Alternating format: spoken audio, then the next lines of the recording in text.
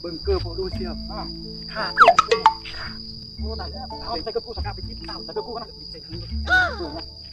สลัดมึงว้าวเข้ามานั่งตรงกันเนาะ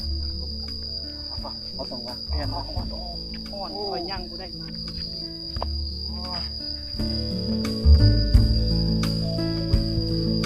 ขาดกูมีเงินกูให้มึงเรื่องก็ได้มึงเก้าเนาะกันอ๋อของกูซื้อมาแต่3 ลัดคนนี้ซื้อเท่าไหร่คือโอ้อันนี้แพงเทียบเงินลาวไอ้เขาเป็น17-18,000มันก็ซื้อ$2 ส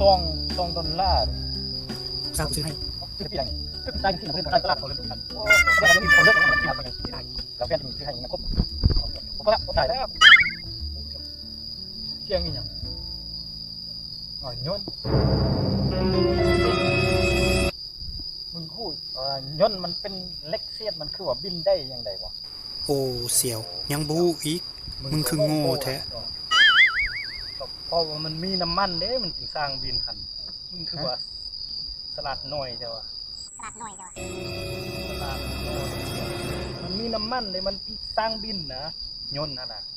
ยังบูฮู้อ่ะมีน้ำมันแล้วสร้างบินแมนแต่มึงคือบ่ใส่น้ำมันแล้วก็มึงคือบ่ซื้อน้ำมันกินแล้วก็บินโอ้เขาแม่นคนมันคนสั่นหมูเด้ตัวหมูอยู่บ้านนี่ก็มีน้ำมันบักหลายหมูอยู่บ้านกูนี่ตุ้ยกับตุ้ยน้ำมันก็หลายคือบินบ่ได้สั่นมึงโง่คือกูแล้วมึงโง่คือกูแล้ว